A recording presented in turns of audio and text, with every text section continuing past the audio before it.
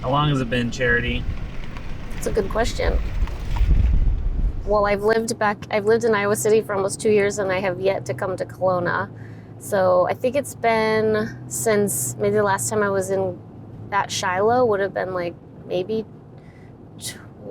Marilyn's funeral, 2015. Oh, yeah. Yep. I avoid it until today. Thanks for being here with me to witness this moment. Charity Navalesi and I are driving to where the Living Word cult's compound, Shiloh, once stood. It's been 4 years since Shiloh burned to the ground, and we are going to see what has become of the property today. I don't want to cry. I don't know what's wrong with me. People,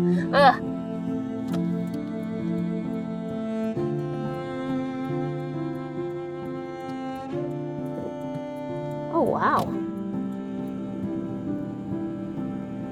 Why do I feel dumb for being emotional? I feel like I shouldn't be.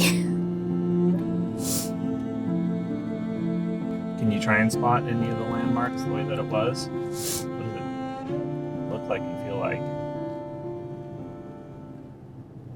Well, it's weird. Yeah, the lake isn't there anymore. There used to be a bunch of woods over there, trees. Oh, it does look totally different, but it feels the same. The cult's compound that was known as Shiloh and built by John Robert Stevens and the followers of the Living Word in the 1970s is now a suburb of the small town of Kelowna, Iowa. Where Shiloh's main building once stood now lays a sprawling empty field. The amphitheater that once played host to fantastic firework displays has been replaced by a small pond, and the iconic Shiloh Water Tower still stands, now blank-faced, on the horizon. Where's the cemetery? Up here? I kind of want to try to figure out if John and Marilyn are still buried there. The once ornate Living Word Cemetery is now a depressed field with only small sticks marking the graves of former dedicated followers of John Robert Stevens. Maybe this is it. It's kind of creepy. The question is, how did this sprawling compound that was built by thousands of Living Word members over decades end up this way?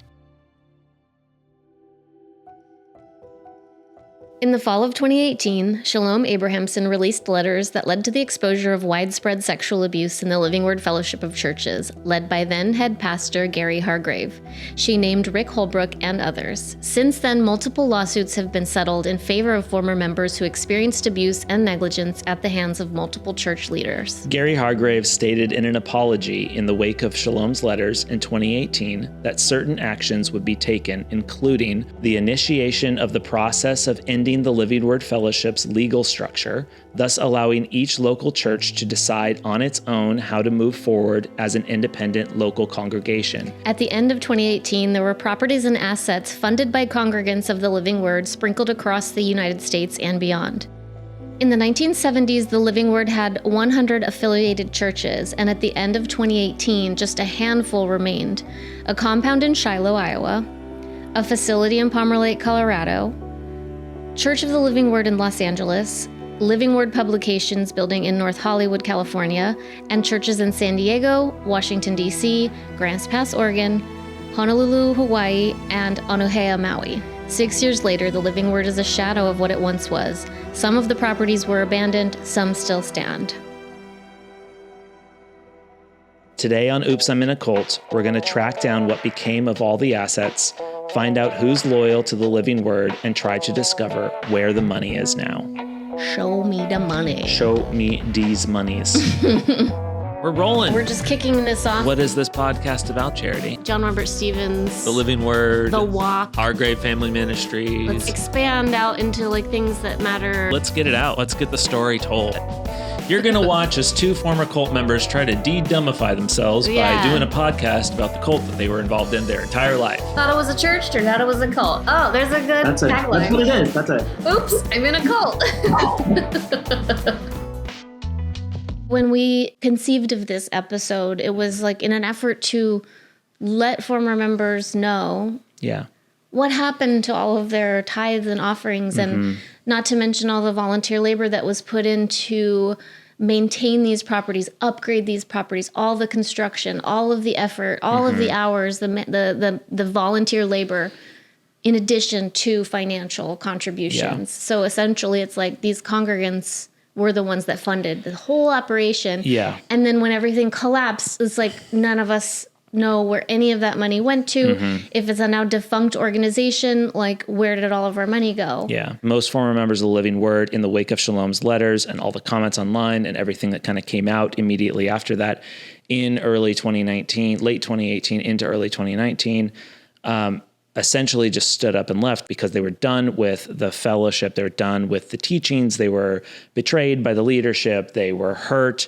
They were grieving. They were traumatized. They were trying to figure out, what's next for them personally. Yeah.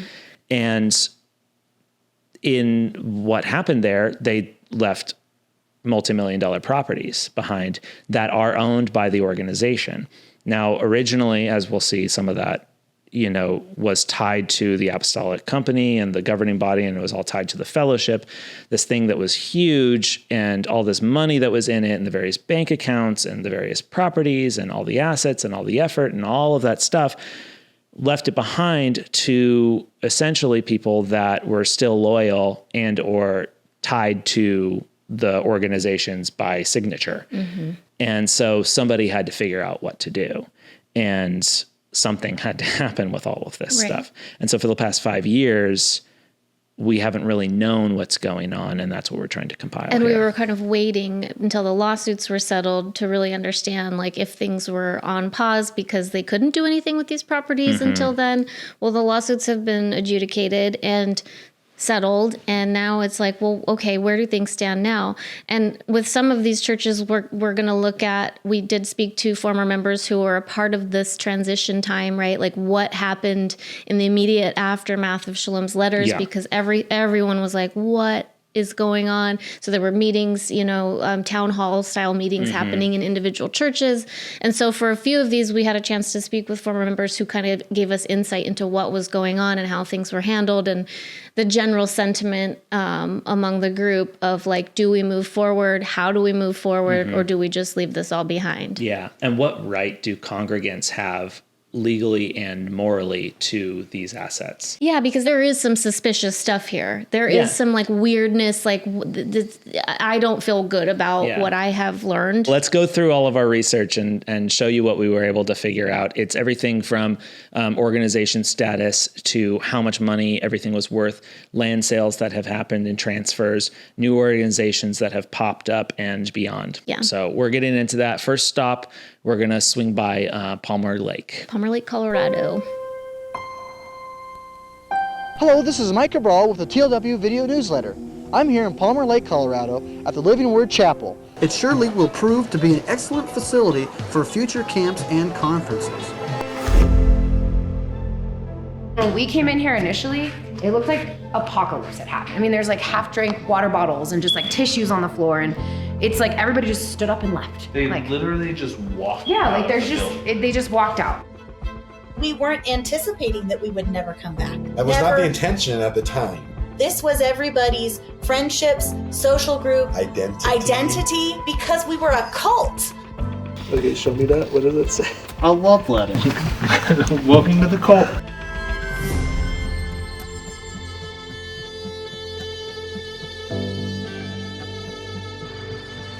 In the mid-90s, the Living Word Fellowship converted an old Salvation Army camp into a local community church in the small town of Palmer Lake, Colorado. In the wake of Shalom's letters, the church tried to soldier on, but today the facility has been completely abandoned by its former congregation and leaders. I'm visiting the remains of the Living Word Chapel to try and piece together why this happened here. Were we taking the kids on a field trip? A little field trip. Go see the old property, the old church property. This was a bridge. They pulled the bridge off so that basically the community was just cut off from the church. It was a beautiful bridge. Alex Farr, his wife Jessica, and their 2 toddlers are going to be giving me a tour of the building that has been boarded up. Alex moved to Colorado as a teen to be a part of the Palmer Lake Church. In 2020, Jessica was elected to the town council, and today she is part of the team that is tasked with deciding the fate of this property and buildings. But because they left in such a quick hurry, they didn't do anything. So They didn't winterize. nothing got winterized, nothing, just like frozen pipes everywhere. And we've replaced the windows on these pieces of glass a few times because now it's just been sitting here vandalized, like kids are just breaking into it because it's fun. What else is there to do? Yeah. What remains in this building itself tells a sad story. The chairs in the sanctuary are shoved aside, tissues are on the floor. The church's large kitchen is still supplied with dishes, aprons, industrial equipment, first aid kits, and cleaning supplies. The church's nursery is trashed. The library is empty. The walls are vandalized, and everything is covered in a thin layer of fire retardant from firefighter and police training drills. Upstairs in the dormitory, phallic images are spray painted onto the walls. The doors are open, and most closets and file cabinets have been rummaged through. In the sanctuary, speakers are left hanging from the ceiling while the audio booth and all its equipment has been picked over. Still, I was able to find an old audio recorder still plugged into what was left of the sound system. Oh, you know what that is? That's a tape recorder. Later on that device, I was able to recover the last recorded meeting of Palmer Lake's Living Word Chapel. Well, good morning, everybody. It's so good to see you guys. For any visitors that are here, this is a very unusual morning. And I'll give you a little context for what we are in the middle of here at this church. We've had a significant event in the last few weeks, and I won't go into all the gory details about it, but there's been a moral failure by a senior leader and lack of reporting and handling of that failure by many members of senior leadership in a church that we are affiliated with. Just know that a bomb has dropped, and we are all reeling in this room, every single one of us. And so I'd ask for your grace for us if you're here visiting, and we're in the middle of mourning. That day, I remember sitting down in the seats, and the pastor's wife sat down next to me and said, "Have you seen the letter?" And I was like, "What letter?" I had just seen it, like and maybe so an hour before. she said, "You need to read it, and you need to read every single comment that people are making, and then you need to make up your own mind." We talked with Sam and Michaela Terrace, who are both involved in the transition process at Palmer Lake, and they're going to share with us a little inside look at those final days. And then Sunday came, and we had the big Sunday where they opened the mic and everyone shared their stories, which was incredible. In like a horrible way. Incredible in a horrible way, but like these people who had never been allowed to share their stories were now like, come up to the mic and you don't have to prophesy or make up something. You're coming up and you're just telling your experience. And people told about how they stayed. The only reason why they stayed was so they wouldn't be cut off from their kids. Because if they left, their kids wouldn't talk to them and they'd not have access to their grandchildren. Right? Obviously, you all know this. Story after story of all sorts of abuse. Psychological, spiritual, emotional abuse. And, we shared a little bit of our story too. And so that was just like, whoa. And then the next Sunday was the counselor for grief and loss. Thank you again for asking me to come up here. What I'm hearing y'all say is we want to be heard, and that's legitimate. How does my voice get heard in a system that wasn't allowing your voice to be heard? After this meeting, the Palmer Lake Church hired an organization that would help them navigate this transition. This organization is called Pastor Serve, but one of the things they do is they come in alongside a church when there's a moment of need, and they help guide us through the process. They came in, and there were some of us that were selected to meet with them. So I was a part of the Pastor Serve group. And I was part of the transition team. The transition team was voted into place individually. Like people submitted names of individuals that they thought would be good for the transition team. And it didn't include any leadership. A former leader, yeah. Or former leadership of the church. It was all lay people. The fact that it was so incredibly different and more democratic and more people's voice was a radical departure, obviously, from any way that anything had been done before, ever, even under the healthiest version of local leadership. This is the start of our journey. We wanted to have voice and haven't felt that way. Right. But what I just started thinking about is like, this isn't our one shot to have our voice be heard. This is just one moment.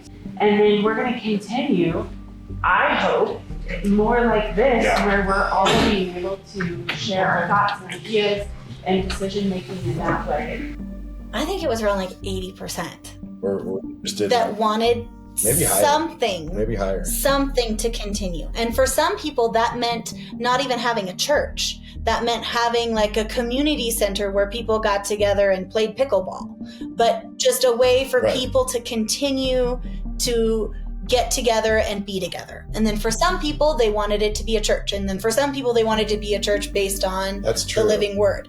But I would say maybe it was higher than 80%, but a lot of people wanted to stay together.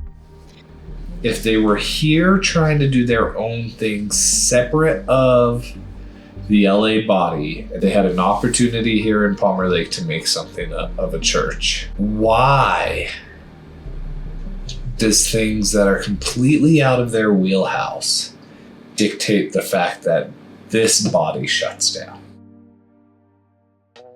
This podcast is brought to you by us, your friendly neighborhood Coal-Busters. Oops, I'm in an advertisement. If you'd like to support our efforts and access exclusive bonus content, like behind-the-scenes conversations, let's put this behind us. Access to our research and more, head over to Supercast, where you can subscribe monthly or yearly. It's exclusive, it's personal, it's behind the scenes. All about the Living Word cult. Went to the records department, trying to get filings for John Robert Stevens' divorce. This is an unskippable advertisement. Thanks, and enjoy the rest of the episode. Hi, my name is Alina. I was molested when I was 5 and 6 by one of the shepherds in the church in Grand Junction, Colorado. And I kept that to myself for many years. And I just came out with that myself recently. My name is Macy Johnson Chadwick.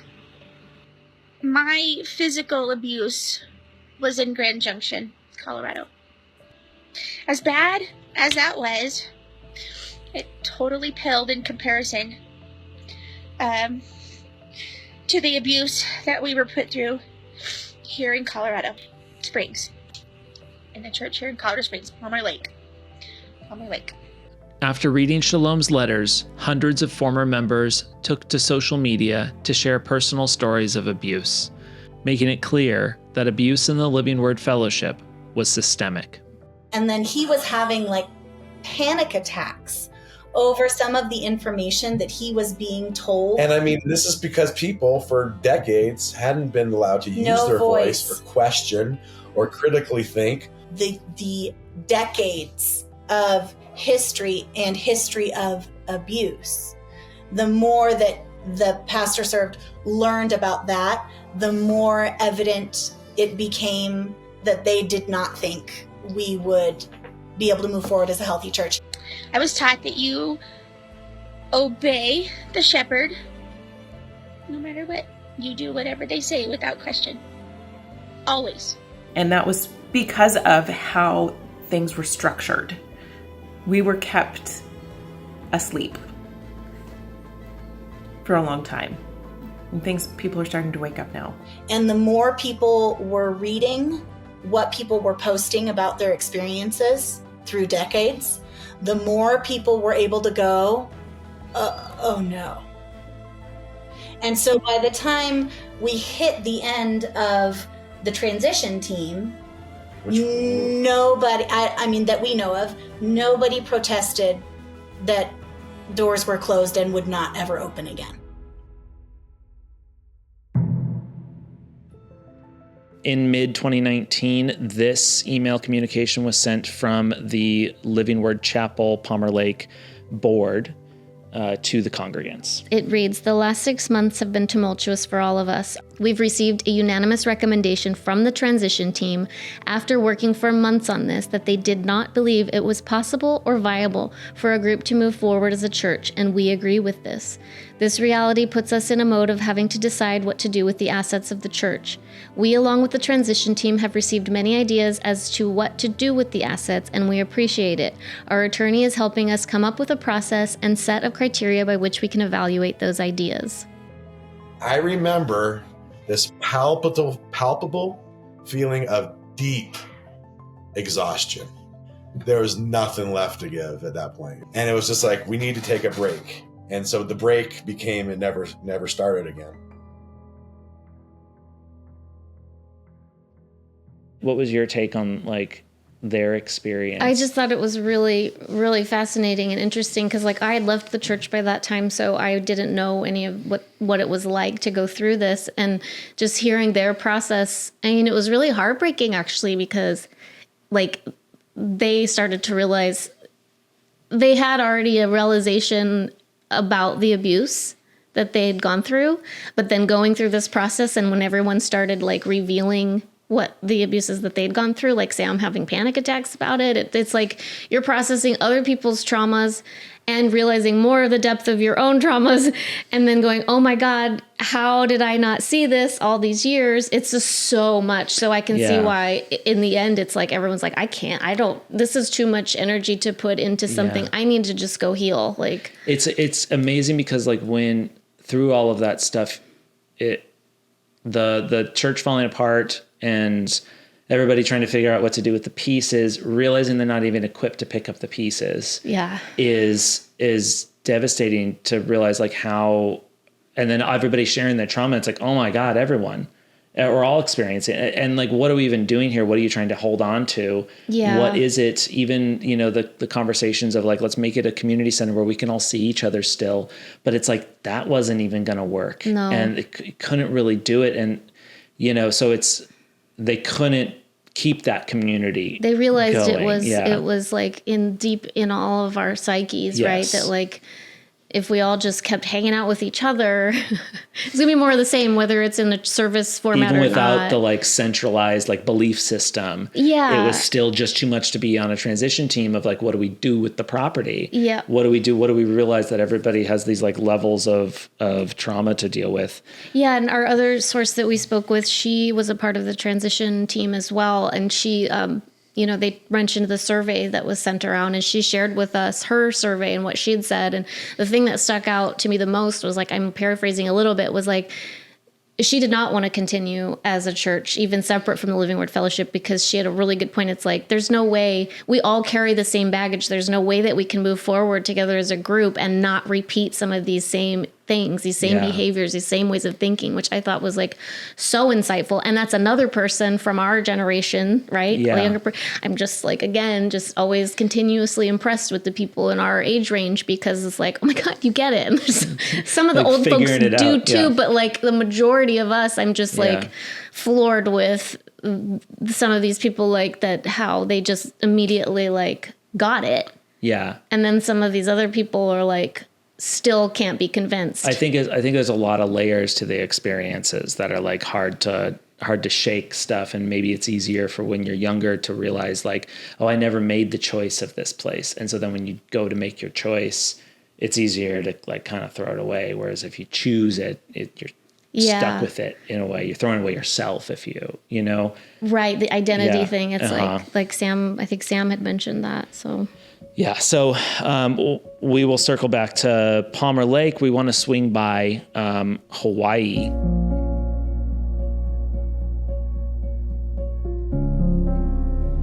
In 2023, Scott and I swung by Oahu to record our very first episode of the podcast and see some friends on the island. While there, we decided to visit the old Living Word properties, including the old church on Young Street that John Stevens founded on the island way back in 1967. Where are we going? Young Street, the OG Grace Chapel of Honolulu. The small church still stands in its original location on Young Street. It's a quaint little chapel that looks more like a family home. Today, the church is flanked by an O'Reilly's Auto Parts, and large office buildings have been erected all around it. This is like a humble little chapel, but it's much more charming. It makes more sense for a church. The kind of thing that like you hear a lot of the older people talk about, where like John was doing something humble and of God or whatever. Maybe. And, well, I mean, remains to be seen.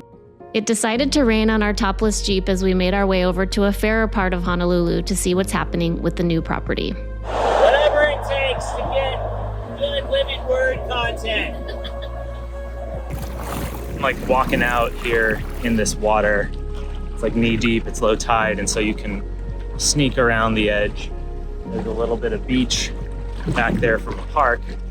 And then if you kind of skirt your way up along this seawall, you can get up to the church property, you know, just trying to see how functional it still is. At the end of 2018, the Honolulu church was where Gary made his home. It was a very small group of maybe 100 that met weekly. The property sits on the edge of the ocean with a beautiful surf break on the reef. It has a swimming pool, a meeting hall, kitchen and dining room, and offices in addition to the chapel. According to the property surveys, it's currently assessed at $9.9 million.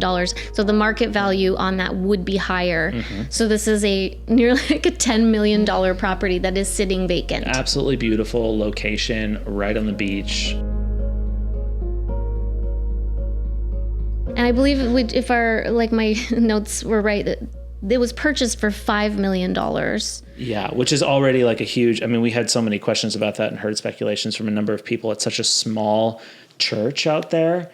Thinking about just congregation size of the various churches like in California that had much larger congregations, and this such a small congregation getting a loan out for a $5.5 million beachside villa, meeting place. It's hard to justify that. It is. And it's also that thing of like, so it's now like it was bought for around $5 million and now it's worth like $10 million. Part of that is, naturally like things appreciate over the years, but it's also because like when I was living there, church members were doing a ton of work to upgrade it. Yeah. So it was all like volunteer labor. Mm-hmm. And of course, like all the properties were like that. I mean, you can think that, and like a lot of the reason the value of these properties might be up if they were properly assessed is because of the effort, the labor, free labor that was put into this stuff that, no one will ever see likely. We recently reached out to Lenny Davis, who was a former guest of Oops, I'm in a Cult early on. And she's also a former member of the Grace Chapel of Honolulu and Living Fellowship. And she wanted to share her account with us from late 2018, in the wake of Shalom's letters. Yeah, so we asked her like just to recap what was going on at that time. And she said after the announcement of Shalom's letters, there was a church member meeting. 3 significant questions were asked as follows. 1, was the pastor of Grace Chapel of Honolulu, was she the female at the young adult summer program held at Shiloh who allowed Rick Holbrook into Shalom's dormitory room to look at her breasts? So was that the same person? Was that the same person? The person that led Spoiler alert, it was, according to Shalom. The pastor denied that it was her, and most people seemed to believe her. Some did not. Number 2, will Grace Chapel of Honolulu continue to conduct services? It was agreed to pause services for a period. Okay, what's the third question? The third question was, would future teachings of John Robert Stevens' word be vetted rather than just continuing with those teachings, of Stevens and the Hargraves? In general, there was an anti-Gary Hargrave sentiment. Most firmly still believed in John Robert Stevens' vision and word. Yeah, so that's end of 2018. I think there was a lot of room for that still. Everyone's come a long ways. Not everyone. Yeah. Okay, so Lenny goes on to say, the group agreed to meet again in about a week for further discussion. It was announced at the following meeting that the leadership group, made up of the same leadership group as before Shalom's letters were published, conflict of interest, that a mediator was recommended to help move the process forward. This mediator was Vice President and Dean of Associative Arts Studies at Shiloh University and came highly recommended by Gary Hargrave. Oh, well, I'm on board. I mean. Okay, what does she continue to say? That mediator, by the way, we are going to hear more from shortly. This is the same one. We'll call it back here so you can understand more about that. But let's hear about the mediation process for now. The mediation process did not move anything forward and contributed to delay.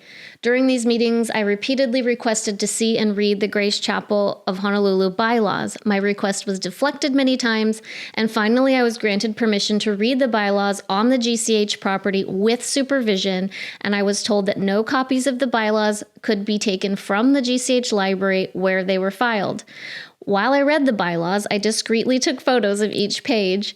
The bylaws confirmed what I feared. The property and all assets would be subject to APCO, the Apostolic Company, under the fathering ministry of Hargrave Family Ministries. It's so interesting that they were like gatekeeping them, you know, and I just love the sneaky camera photo. This is the very beginning of everybody doing like so many former members doing their own little investigations into things, which is what we're building all of this stuff on, is like all of that work. And there's a lot of these documents that we had to get this information shared with us by piles of people who had done their own research into finding and looking into different organizations and things. And this is one little example of that. Yeah. Sneaking in and getting those photos. Good for you, Lenny. Every single time. Good for you. Yeah. Lenny's always been a real G. On the level. She's a real G. Yeah. And so today, Scott, where does Grace Chapel of Honolulu stand? Yeah, the organization of Grace Chapel Honolulu is still registered and in good standing as a nonprofit in Hawaii. The board of directors are still the former head pastors of the church, so same head pastors that were there, and they're the same ones that are signing all the documents. From all accounts, they do not hold services or meetings. We visited the property last year. You saw that earlier, and it appears dormant. And when you go on Google, it says temporarily closed. Yeah, we just like the other day looked it up and it said that. Yeah, and we have some unverified reports that only a handful of members are still involved and still support the former pastors of Grace Chapel of Honolulu. Mm-hmm. So essentially you have this $10 million property sitting there vacant, only like a handful of members, quote, air quotes, of this church. Mm-hmm. So like, what a waste. Yeah, it's just sitting there. Okay, so in Maui now, jumping over a couple islands, the former church Hail o Nakalua. No. So sorry. Nice try. In Maui, the former church Hale o Nakaula is now listed as Anuhea Chapel, and they hold regular services. The property was given to them by the Living Word Trust in accordance with the dissolution of the Apostolic Company. And according to a source familiar with the transition, the Anuhea property belongs entirely to the local church now. The Living Word Trust forgave the mortgage so long as it continues to be a church for a certain amount of time. He thinks either 2 or 5 years. So that tie has been cut. The bylaws were rewritten to exclude the apostolic fathering misery. This is what he wrote. I don't think that was a typo either. I think that he did that on purpose, which I love. But he's referring to the apostolic fathering ministry, Gary Hargrave. Gary Hargrave, yeah. And their website does not list any allegiance to John Robert Stevens or the Living Word, but it does say... We have been blessed by belonging to a fellowship of churches in the past. Recent years have brought many changes to our structure, and we now operate as a fully independent church. We believe that God has prepared and equipped us to walk in the teachings and the foundation that He has established, but opened the door for us to walk in the new day and find the next step for this congregation. Yeah, so like that's the only problem I have with this is like we've been blessed by belonging to a fellowship of churches in the past. Like, have you met this fellowship of churches? Yeah, exactly. And there's some like coded lines in here that I think are interesting. Like, we believe God has prepared and equipped us to walk in the teachings and foundation that He established. Like, is that alluding to the Living Word Fellowship? Well, he does use this new day, which we heard 5 million times in the... Exactly. It's a new day. And then open the door for us to walk in this new day, you know. So that is what that is. I kind of think it feels like what would have happened at Palmer Lake had they chosen to continue. It's that kind of thing. A bunch of former Living Word members just being like, nah, we're not Living Word anymore, but like, let's just take all of our past and kind of keep it there and do something new that is happening today. So it's not acknowledging, it's not revisiting the past. And, you know, and if it is, and again, we have no idea what's happening inside that congregation. No, so maybe they're like doing great. They might be, like, and our source said, as far as he knows, that the pastor of Anuhea Chapel and a certain member of the board think Gary Hargrave is corrupt. And I hope that that's true. So if that's the case, good for you. Maybe it is a new day. Maybe they're figuring something out. Soldier on. Not all former churches of the Living Word have erased their past in favor of this new day. The Living Word Publications and Church of the Living Word in Los Angeles are both still up and running and carrying on the legacy of the founder, John Robert Stevens. Church of the Living Word has undergone a rebrand, and it still holds its founder, John Robert Stevens, Marilyn, and Gary Hargrave in high regard. And this is from the Church of the Living Word website. The living word that John Stevens spoke was the cornerstone on which the Church of the Living Word was founded. The congregants' dedication to the word and to walking out the mission of the church came from experiencing the word of God as living and active in their lives. Under the leadership of John Stevens and later Gary and Marilyn Hargrave, the church witnessed many incredible ministries who were faithful to their calling, giving their lives in the house of God. The Living Word Fellowship was dissolved in November 2018, and Church of the Living Word reorganized its operating structure. The congregation is now led by local elders and managed by local trustees. Church of the Living Word is poised for a new season, not a new day, new season, of growth and blessing as the congregation and leadership commit to faithfully follow the Word of God and the leading of the Holy Spirit. So when we looked up their website too, and you look at the leadership team, and it's all former members. Yeah. It's like, how can it be a new day and like a whole new thing, a new season? You've got all the same people. Yeah. You're still all glory, laud, and honor to John Stevens. Like, you're unashamedly associating yourself with these people: Gary Hargrave, Marilyn Hargrave, John Stevens. Yeah, I feel like out of all the properties that were left, this is the one that is the most full-throated still the Living Word Fellowship. Yeah. And nothing has really changed in terms of the beliefs. Maybe there's some practices but they're still, paying homage to John Robert Stevens, still believing in those teachings. Gary and Marilyn Hargrave raised up a lot of wonderful ministers that, like, in their midst or whatever that crap. Really? They're just like, they're not saying anywhere in there, like, oh man, were we part of a cult or what? Which is a little bit more what like Maui's doing. They're saying that thing. It's like, we were a part of a fellowship of churches, but now we're going on. They're like, we are best buds with John Robert Stevens and Gary and Marilyn Hargrave are the best, It's such a slap in the face. It really is. It's just like, also hundreds of people have reported abuses at the hands of John Stevens, Marilyn, Gary Hargrave, and so many of their underlings. Like, that means nothing. Yeah, listen to that one. And Gary and Marilyn Hargrave, the church, like under the leadership of Gary and Marilyn Hargrave, the church witnessed many incredible ministries who were faithful to their calling, including Rick Holbrook. Was their calling like abusing people in every possible way? If so, then yes, 5 stars. Cool. So this is about the money. So what do they got going on there? Let's talk a little bit about the properties that facility claims. Okay. There's the church. There are 6 properties. Yeah. There's the church, the church facility, which is like normal churchy stuff. And then across the street is the school. And then you have the Rain Street property, which former members will know as the Rain Street Resort. Rain Street Resort, which is like a big party house that we dumped a bunch of money into, or time and effort and energy and donations and things like that. Which was originally purchased for around $240,000 and is now assessed at $1.3 million.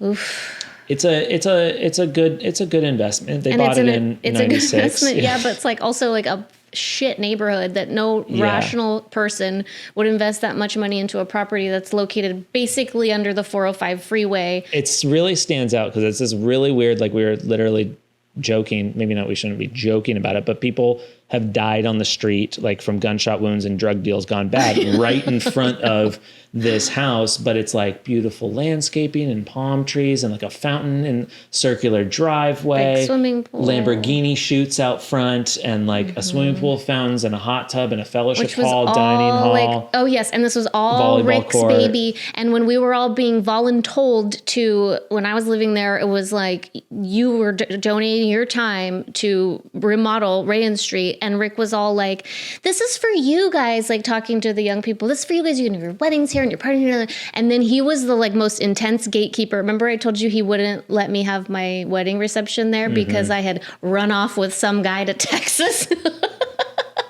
Which, like, in the end, he let me. I have no idea why, but it was like 2 weeks before the wedding. So all this rhetoric, and what I'm trying to say is, like, anything Rick did was not for anybody but himself. Yeah. A wine cellar, and who got to, like, be a part of that wine cellar was just his buddies. Yeah, that's right. And there was the bar that was there by the pool too, and that's where like all this. We had to like, so it was like feed all the alcoholics in the church. I mean, it was a party house. That's what it was. It was a party house for the church, really, for Rick and anybody that he approved of or didn't approve of, and. So that is one of the properties. Then there's a number of other houses that are right along that same, like right behind it. Yeah, they're like single family homes that they would rent out to members, usually communal living situations. Yeah. But so all of those properties, the property value, and again, this is the assessed value, like for tax purposes, so the market value would be higher. Mm-hmm. But the total for all of those properties is $7.3 million. Yeah. So they've got that. Which has largely gone unchanged as far as we can tell since the Shalom letters, since late 2018. Mm-hmm. And they haven't sold any of that as far as we're able to see. It just seems that's just the assessed value of the property that they're all sitting on with this like leftover congregation of very few people that are part of it. Whatever you have a source that kind of told you. Yeah, they shared with me that like the Zoom calls that they have, which is how they hold their services. There are people physically going to the facility. They also share the facility with a neighborhood church that like rents it out or shares it for their services, but they hold their services and then they hold them on Zoom. And so people are calling in from around the country and still being involved in those services, which are services very likely still connected deeply to John Robert Stevens and Gary and Marilyn Hargrave. And how many people did you say? Like about 70 people might tap in to the call.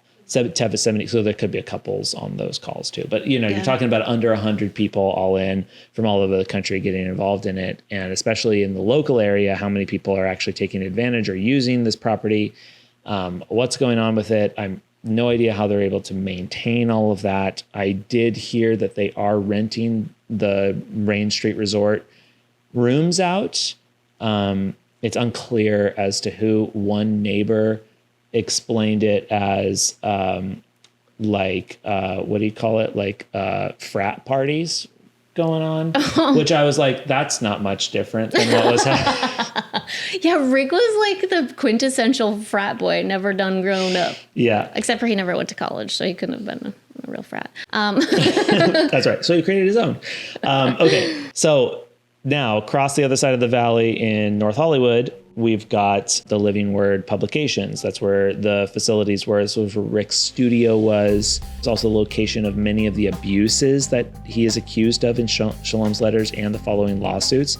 This is where John Robert Stevens and Gary Hargrave's words were published and distributed from.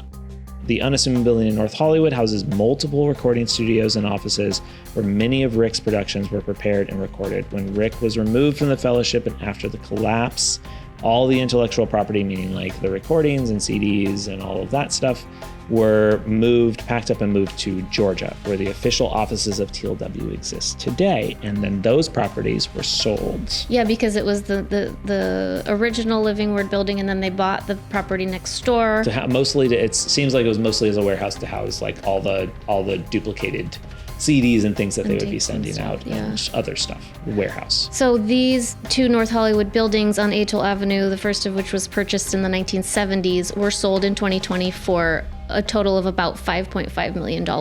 Yeah, they were sold for about 2.7 each. As Scott said, Living Word Publications still exists today as an online site. Order digital copies of Gary Hargrave and John Robert Stevens' recordings and published books.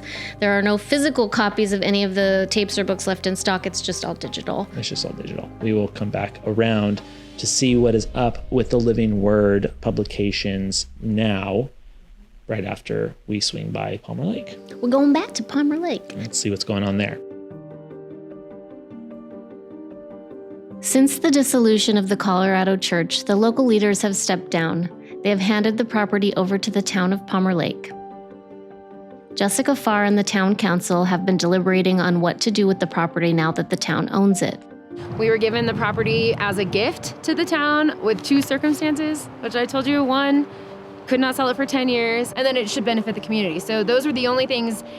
So we don't pay taxes on it.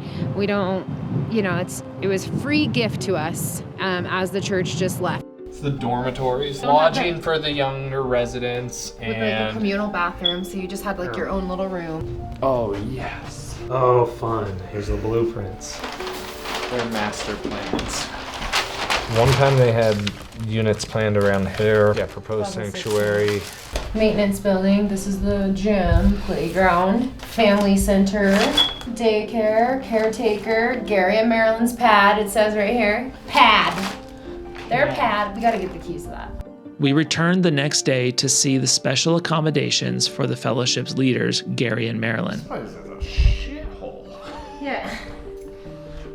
What were they thinking?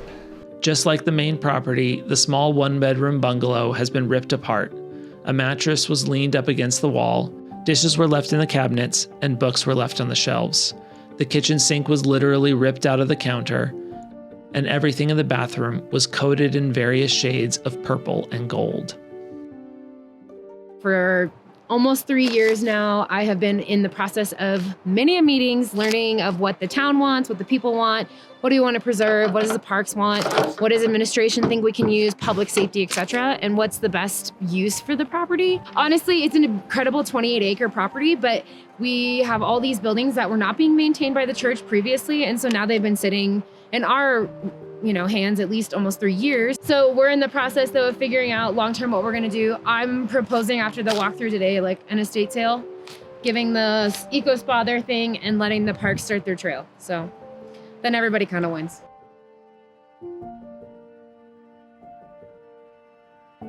When I visited the property in Palmer Lake this last year, rummaging around, I found some files, and this file is dated from 2014.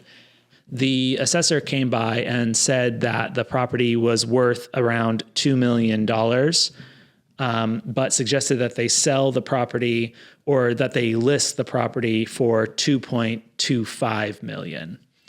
In visiting that property in late 2018, in the wake of Shalom's letters, the head pastor also mentioned that there was a bank account owned by the local church there that had millions of dollars in cash. You were there and you heard him say I this, heard him right? say it, but I don't exactly remember the number. So accounts from various people who are familiar with this say it was somewhere between $1 and $3 million. Mm-hmm. The future of the property is unclear, but it's totally has nothing to do with the Living Word Fellowship anymore. The church, the local Palmer Lake Living Word Chapel is dissolved completely.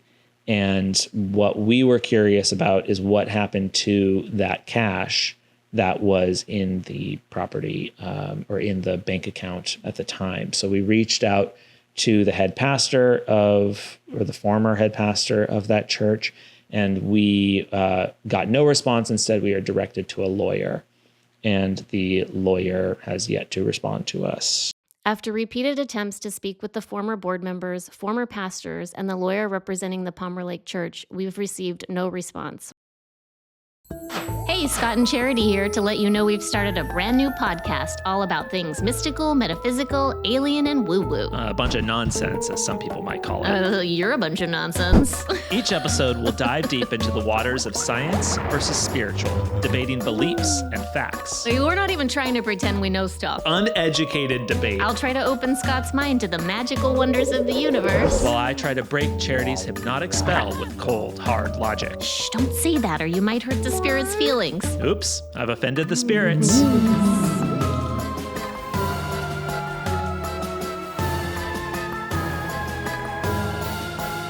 All new episodes of Oops, I've Offended the Spirits, out now wherever you get your podcasts. In the year after Shalom's letters, the Shiloh compound was all but abandoned. For 2 years, the town of Kelowna deliberated on what to do with the vast Shiloh property. It was decided that the main structures no longer met safety standards. Then, in October of 2020, the Washington County Volunteer Fire Department deployed a controlled burn on the old wood buildings that made up Shiloh, including the main chapel and dormitories, the kitchen and cafeteria, and the amphitheater. Decades of dedication by generations of Living Word members, literally now up in smoke. Since Shiloh burned, the property was purchased by Moina Holdings, which is a development company, and they subdivided it. They have been selling the lots to individuals to build houses on. It's called Southtown, and it is in Kelowna on the former site of Shiloh. So some of the land was annexed by the town of Kelowna, and they're making a park and hiking trails from it and promoting the new neighborhood to attract more people to live. The cemetery is being taken over by the city of Kelowna, and the headstones will have been scattered everywhere. They were moved out of the way from what we were told by the town supervisor. They were just moved out of the way for construction so they didn't get damaged, and they marked it. It's a very eerie scene like an empty place like that. From what we understand, Marilyn and John's remains have not been moved, and they will be placing those headstones back at some point. On the backside of the old Shiloh property, Charity is taking me on a tour of where the Maryland Farms Company farmhouse once stood. Welcome to my hometown, Scott. This is where I grew up. I'm trying to remember how old I was when we moved into the farmhouse. I think I was 5 or 6, 5. And we lived there until I was 13, I think. Oh yeah, this is the farmhouse right here. Not this house, obviously, but it was right down, wasn't it here on this corner? Yep, this is it. This is.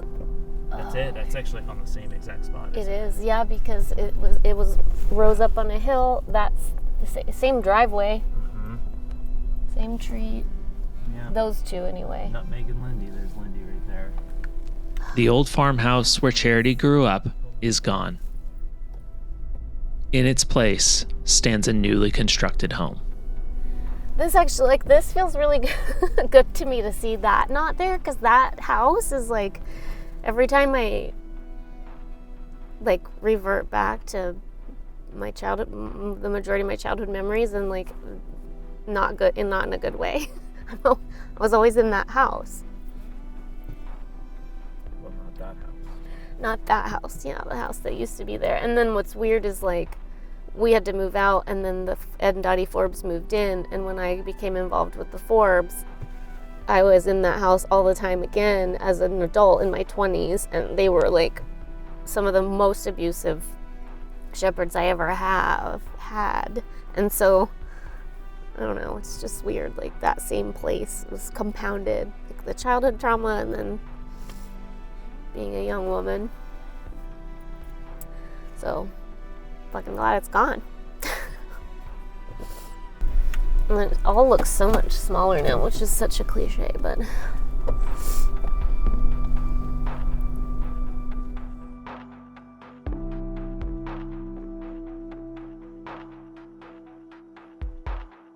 we were also curious about the surrounding property, which was owned by a for-profit kingdom business, quote, kingdom business of the living word, called Maryland Farms, which is, what was Maryland Farms and why did they have all this property, Charity? So Maryland Farms Company was a for-profit company that was started, I believe, in the 90s, and it was named after Marilyn Hargrave, and it was supposed to be about the Joseph ministry, which was restoring the land, I guess, providing Restoring it back to God's former glory. Moving deeper and deeper into the Joseph ministry research, you learn that there are other ways of farming, such as utilizing holistic and biological methods in making compost, as opposed to the traditional chemical way.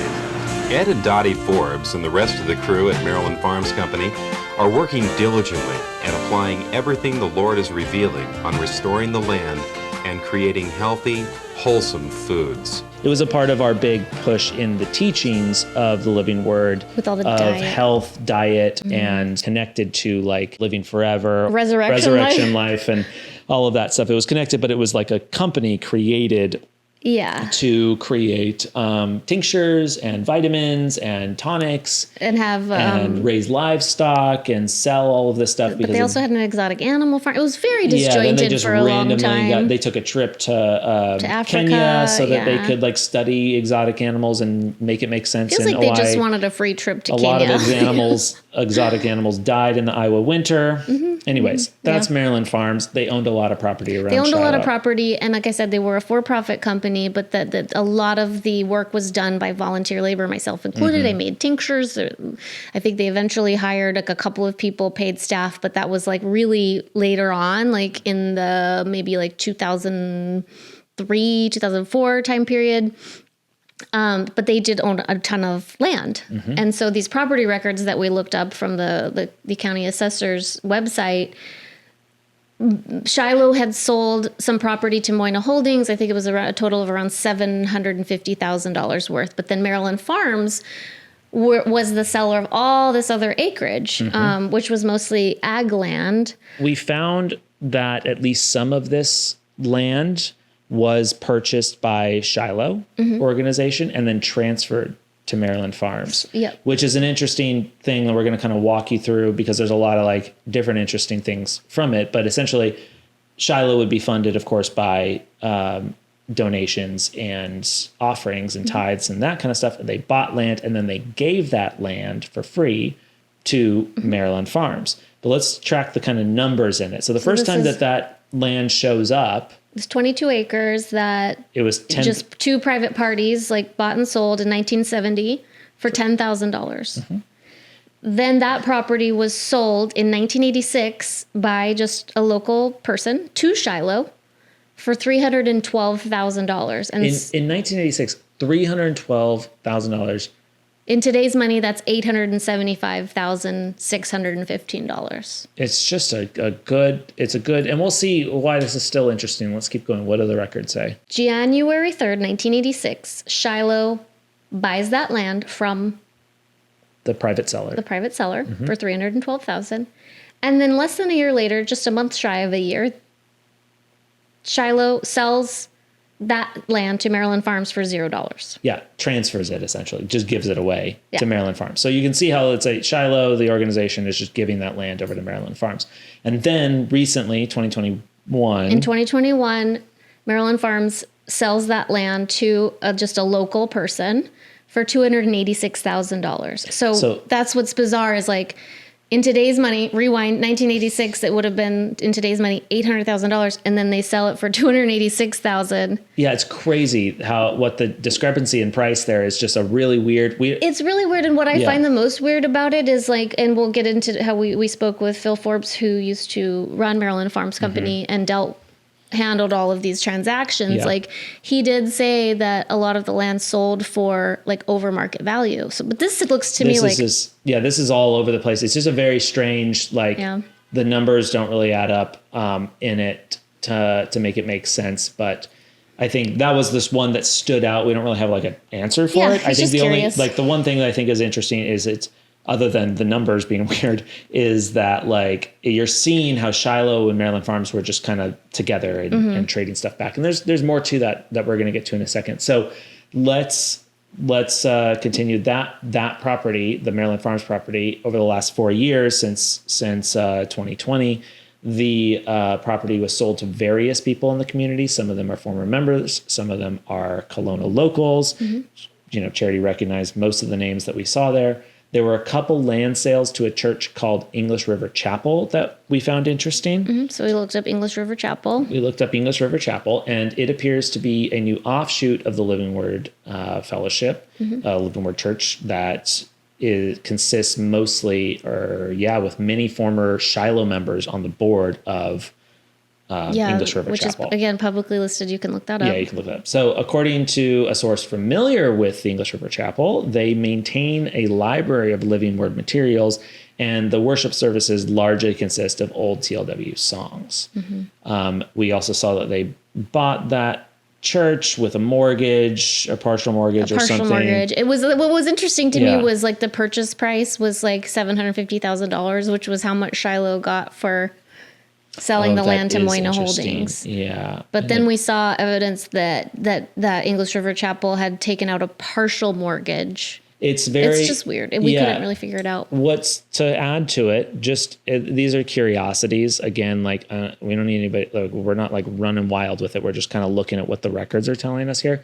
In 2020, there are filings that show that the Shiloh board set up a fictitious name for the Shiloh organization titled English River Chapel. It's kind of like a doing business as, like DBA, Shiloh was still officially the name, but then they're doing business as English River Chapel.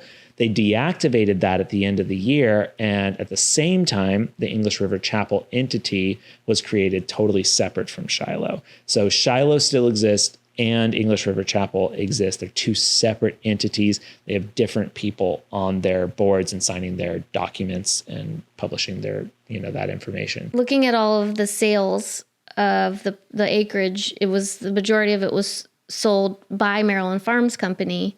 Marilyn Farms Company was run by Phil Forbes, and he was the person who dealt with all of these transactions. So we reached out to him, and he responded immediately, which was very refreshing that someone wanted to actually just provide some facts. The question that we're asking is, we are doing it. We're saying that, like, most of our listeners are former members of Living Word. We feel like there is an ethical duty to disclose what is happening with the assets and the money.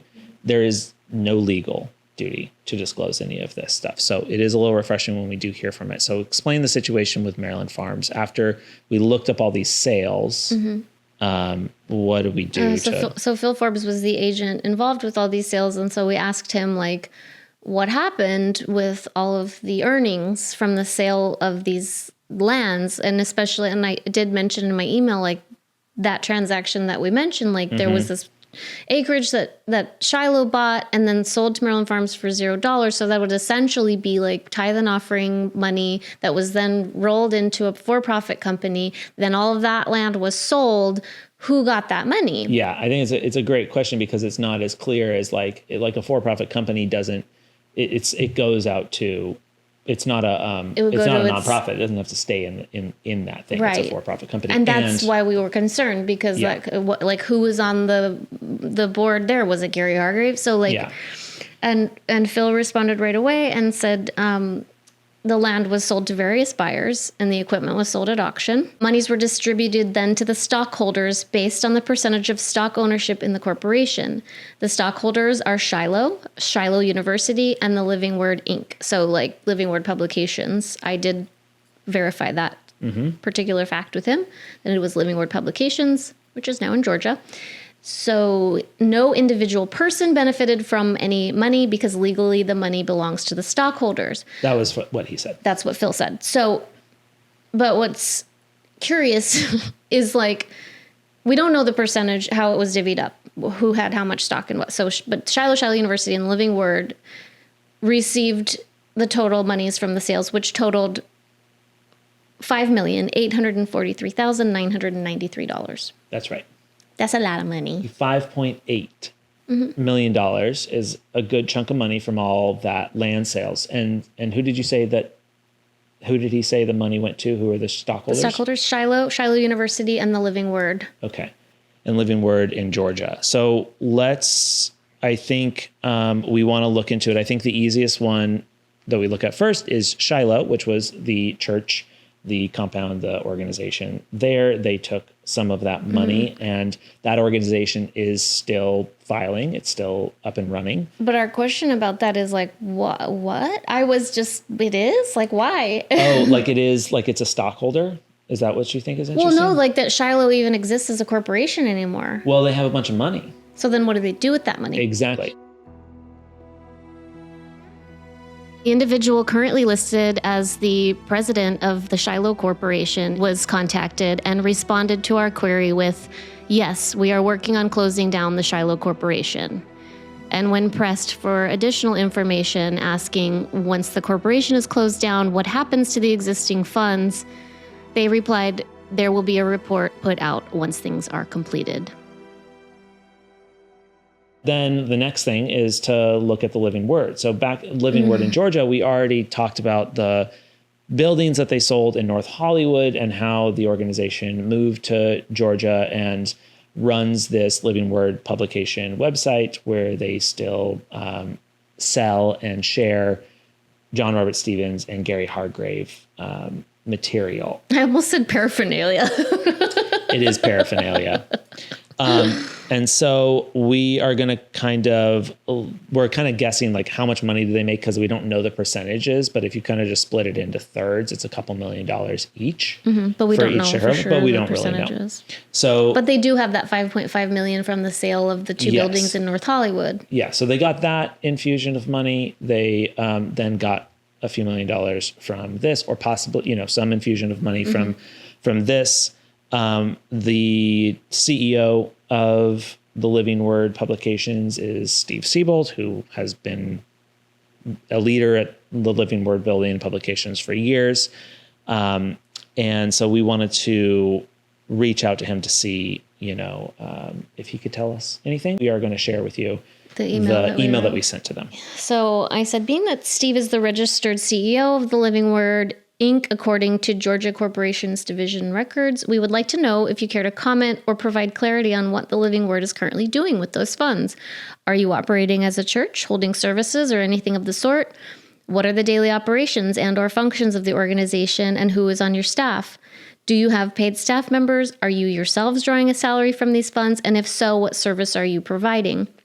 We feel our listeners, who are mostly former members, deserve to know what became of the assets of the Living Word, as it was those members whose tithes and offerings funded the organization and the purchase of these properties.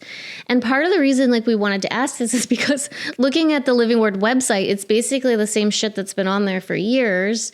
A lot of the materials have been sold out, the physical materials, so now it's just digital. He does do a shitty little paragraph blog post here and there, right? Yes, exactly. Pays himself a shitload of money for that. Well, that's what we're curious about. What we're curious I think is okay, so they got all this money into there. Are they taking salaries? If they're taking salaries, what are they doing? What's the organization doing? Obviously, they're selling this material. None of it's physical, so they're not duplicating. They're not creating. It's just digital stuff located. It's a website, essentially. It's a website. It's a website. It's like a fine website. And also, they do have a physical address there, which we looked up, and there's no, there's not a local phone number associated with it. This phone number associated with TLW is still the North Hollywood, the LA area 818. Yeah. We called it. It's Steve's voice on a voicemail, whatever. Hello, you have reached the Living Word. Please leave a brief message with your name and phone number, and we'll get back to you as quickly as we can. Thank you.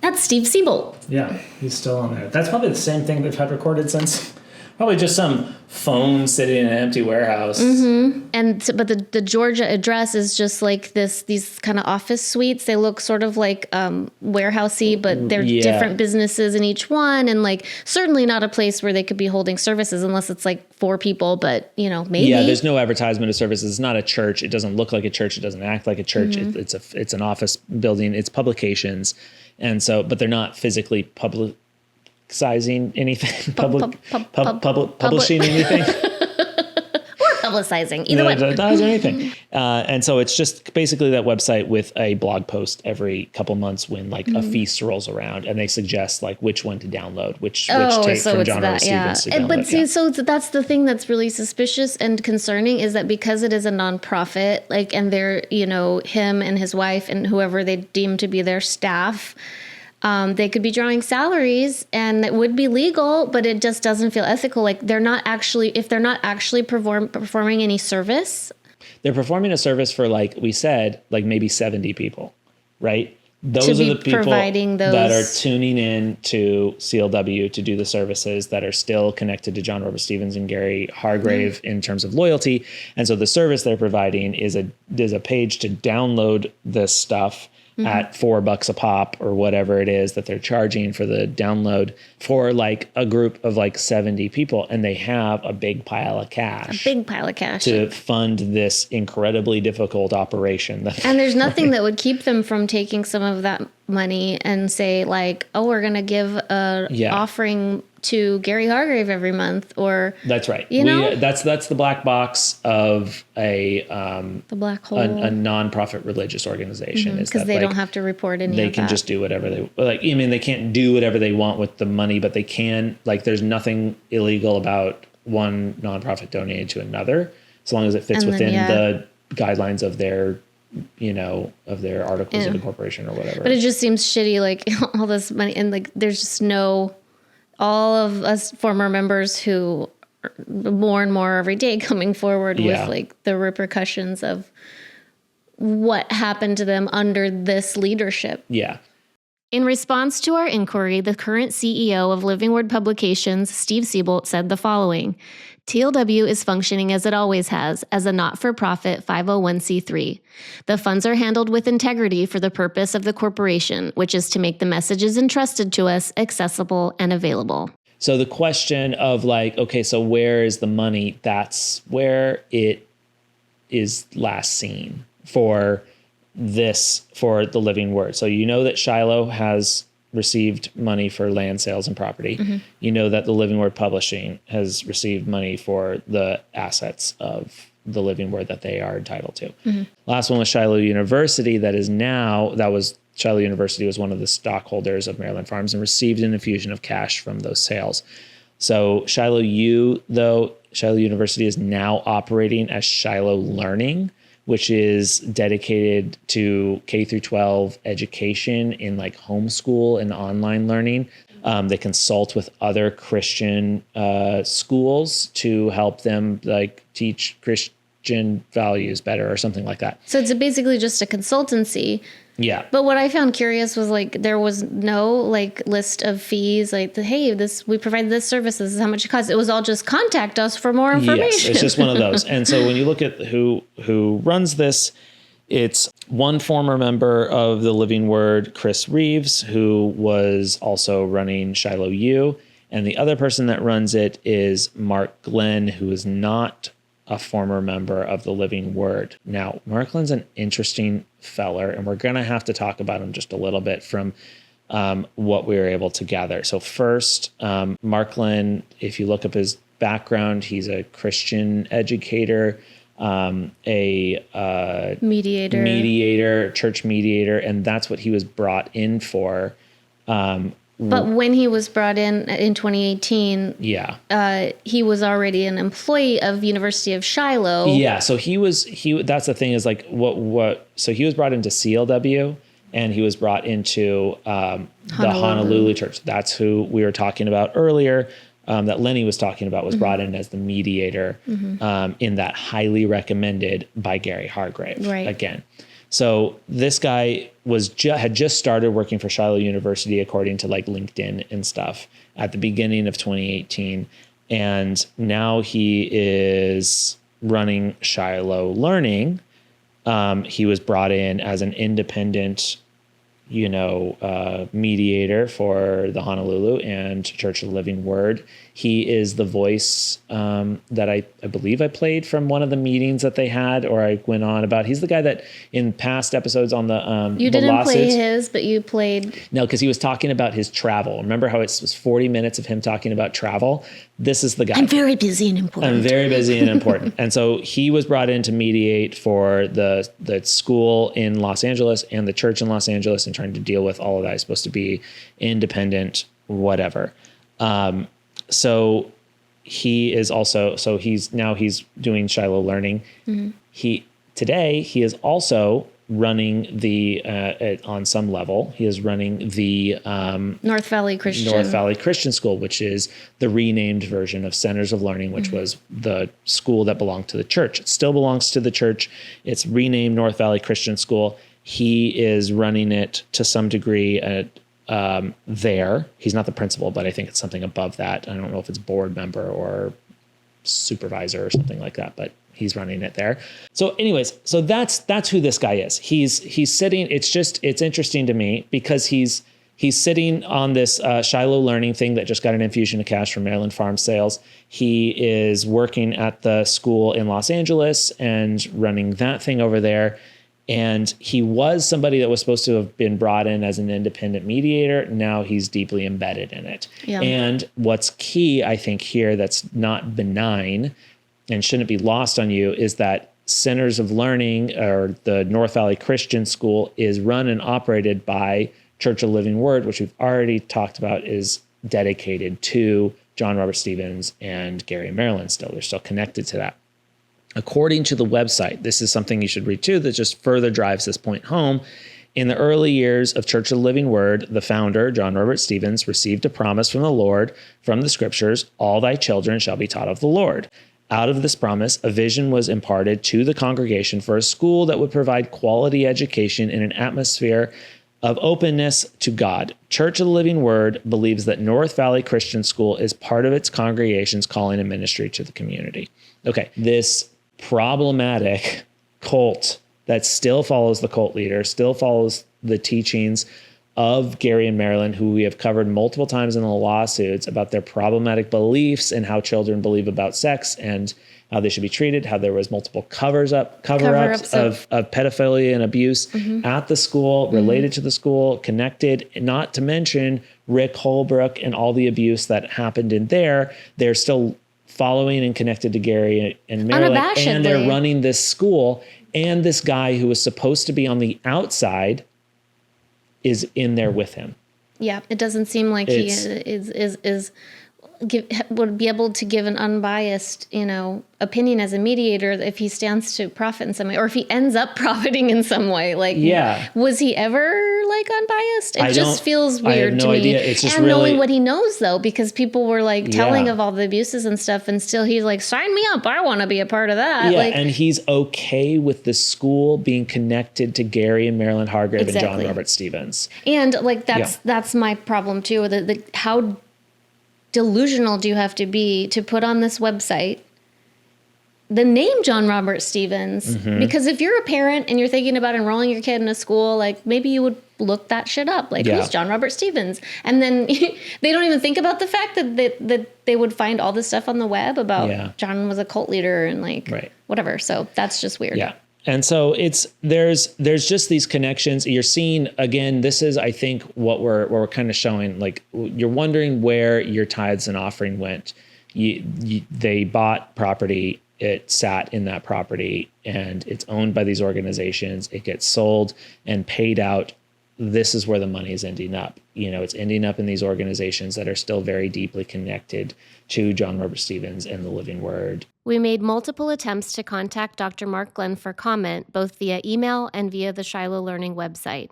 We have yet to receive a reply. So it's still festering, I think is the point. The money is still finding its way to organizations run by people that are former members and still believers. Yeah, that's not the sure majority if you can of call, them. Steve Siebold a believer, but he's just an opportunist. he's just slinging Hargrave and Stevens, material. But it is sad that all that money is stuck. I mean, and we'll get to DC here. But I just want to say it is sad that all that money is stuck with people who really don't care about all of the shit that went down. That's how it translates. That's how it translates in some instances. I think that's exactly the feeling on it is we don't, we sit here, a lot of these things, we mostly talk about the high level stuff of Gary and Marilyn and John and whatever. And we kind of see that the Ricks and all of those people are they're just taking advantage and they don't really care is the way it's just over and over again painted. But what you're hoping for is and it kind of sucks. I mean, we don't really want to paint anybody in these positions that are signing these documents and managing these organizations after everything collapsed as necessarily opportunist or evil in every scenario. But what you're seeing is some people kind of just picked up the pieces of what was there and are responsible for an organization. There's tons of money sitting in there. No one's really doing anything. We're having a hard time getting information from some people. Some people are sharing the information, but it's just wash my hands or let's go talk to a lawyer kind of thing. And it's I think, I don't know. I mean, I have sympathy, I think, for some of the people that are taking this. I'm thinking Shiloh, for example, of having to just deal with it. But what does happen to the money? It will likely never come back to the congregants. No, and the majority of it, not all, but in the majority of it from the people we've talked to that know and the names that we've seen on documents and all that stuff. And like, there's where this money is stuck is with people who are still loyal to either to the teachings of John Robert Stevens or to Gary Hargrave. And that's just sad to me. Like, and nobody, I know it would take a lot of work to like set up a fund, but like, there wasn't an attempt. There wasn't an attempt. It's just, and yeah. because my thing was like, why not set up a fund to like help pay for, you know, mental health care for all of us who have to pay many times out of our own pockets to go to therapy and like deal. It's just sad to me. It just adds insult to injury, and it feels very dismissive. It feels very like, oh, we don't really care that all of you were so fucked over by this organization, because they're mostly the older generation that is still holding on to this money and operating in their like teeny tiny little groups. Exactly. Well, I think that's what these teeny tiny little groups, let's kind of wrap up the property thing. And then I want to come back to Gary Hargrave after we do this, because there's 3 properties that we didn't talk about yet. There's Grants Pass and there's San Diego, and those 2 are, from what it seems like, they're still owned by the organizations that have been there for a long time. They might have small groups that meet up. There's nothing advertised. There's no like big, website rebranding or anything like that, like Church of Living Word did. But some of them rent out their facility to other local groups, but they still exist and they're still sitting there. We were able to get a little bit of information on DC, which is the third group that we mentioned here. So what did we find? And DC there? was easily like the smallest church in the fellowship, and they had bought what was essentially like a single family home with a large property that they then built a small chapel on. And that property was sold in 2020 for $1.2 million. 2020 was the last time they filed a yearly status update as an organization. So the current address of the organization is a community center. Unverified reports are that there are a handful of members remaining. There is no corporation in existence anymore, but they still have a board only because they have a few more financial actions to take care of. They're renting a space to meet, and that from whatever cash they had from the sale of the property, at least some of it was donated to charitable causes. Wouldn't it have been nice to someone just to set up a charitable cause for like...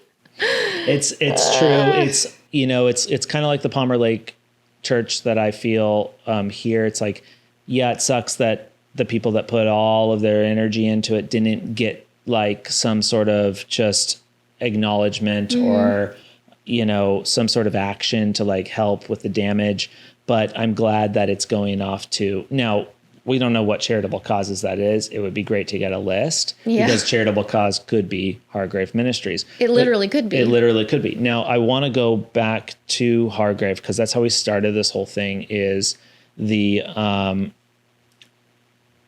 statement by Gary, his apology.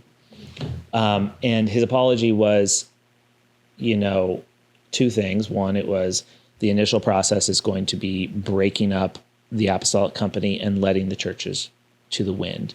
And I think from what we're seeing here, more or less, that's kind of the case with everything. Just aside from the money and the assets and the property but the congregants too, it was like, Gary was like, break APCO, get out, wash my hands in Christ's blood, and leave. And a lot of the congregants, like we saw in Palmer Lake, they sat and they tried to work with it, abandoned by this guy that was like hard fist ruling it for so long. And now let's try and make something of it. And no one could come to a consensus, and it just like collapsed. There's abandoned $10 million property in Honolulu. Shiloh is burned to the ground. The money went off to various organizations run by a select few of former members. It's just kind of like all over the place.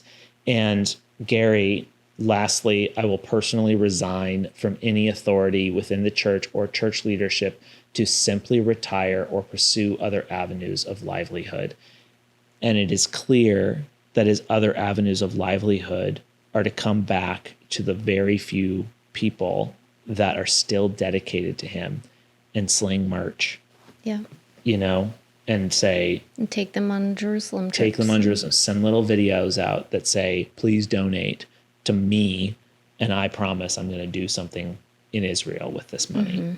And so what happened to the Living Word? Like this, I think, kind of just paints that picture of this is it. This is the disappointing conclusion of it. I think these millions of dollars, which can we give them the total that we're talking about here of money, which I don't think we calculated, but I can hit the calculate button right now. Well, while you do that, I just want to say like that's what's the most devastating to me is that not one of these people that is still involved and that has access to this money, not one has stepped up and said, maybe we should do something to help these people. Because they're mostly Gary Hargrave, John Stevens apologists, and it just feels like being abandoned and traumatized all over again by these people that were, our leaders, our family members, like all older generation people. Trusted community members. People that you would think would care about you, that always said they cared about us, but they did not. And I find it just deeply disappointing that not one of them has stepped up to say, you know what? We do owe these people something. They gave their lives. And to me, like, because I know there's the question of the calculation, like, how do you write a check to everybody? And like, how do you verify? But who cares? That stuff. I think what they owe us isn't like us, meaning not you and I, but like all like mostly other former members. Like what they owe is transparency. At the least. I think at the least, like, hey, look, we cannot, like, that's what I like about Palmer Lake is like, we don't know what the hell we're going to do. Just give it to this community. You're like, we're not getting in the money, but at least we know it's going into a place where it's like, yeah, it's a bit of like a white elephant, like he said, but it's also now something that's like, this land is going to something. It's at least not a drain. Like, again, I feel like it would be obviously making it sound simpler than it would be in practice. But to even ask all the former members, like, where would you want to see this money go? Like, if it's too much to start a fund where people could apply for financial assistance, online and just like a minimal effort, like just to ask like former members, maybe we don't have the resources to set up a fund where you can apply for assistance to like get mental health care.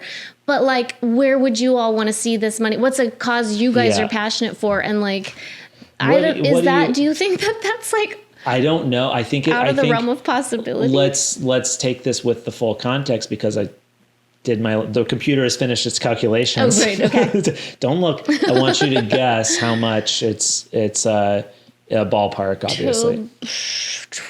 $200 billion. That's pretty close. No. Okay. So running all the numbers and the calc of all, this is the land assessed value. So talking about like CLW that didn't sell any of their property, but the assessed value of that land. This is all just like land. We're not even talking about potential money in bank accounts. Yeah. That was this like isn't cash bank funds. Accounts. It's just the land. Yeah, exactly. And this is obviously excluding San Diego and Grants Pass because we don't know those numbers. But this is the sale of the MFC Shiloh, the sale of DC, the land value of CLW and Honolulu, et cetera. The total is $34,121,895. $34 million. That makes me so sad. Yeah, it's a lot. And I feel like they could blow $2 million trying to figure out what to do with the rest of it and liquidate it. You could literally hire a company that runs those kinds of things, like a nonprofit that's like where you can apply for assistance. One person could probably run that. Yeah. Or you could run a really shitty website that you can download John Robert Stevens. Fuck that. That is so just shit. I don't have words. Like I don't have words to like the absolute disregard for people and what they went through. So that's the answer. It sucks. The money is sitting around in organizations, bank accounts, and property. And it's, I mean, Living Word Publications has the bulk of that, wouldn't you say? I mean, between they're them and CLW. CLW in property, CLW publications in cash. The other stuff got split up into different areas. Shiloh probably has a few million. And then the property the property just in Honolulu is worth more than everything that CLW has. Just that one property. Can I point out too that the former leaders of Grace Chapel of Honolulu were some of the most terrific abusers, especially her. Yeah. If they didn't, we Steve Seabolt and his best wife. buddies with Rick. Best buddies the with whole Rick. time. And Steven and his wife, Becky, have been named by many people as like just terrifically abusive. Yeah. And these are the two, that are holding the most money. Yeah. The answer to where the money is the bad guys have it. The bad guys have it. The bad guys have it. Okay. Thanks again for another bummer. If you made it this far, we barely made it this far. I know, we had to do it twice. We had to do it twice because the recording wasn't going, and luckily this time Charity didn't have a total emotional breakdown because you don't need to see that every First time episode. around, we have an emotional breakdown, but we don't have the audio for it, so we'll just play. We're rolling the visuals.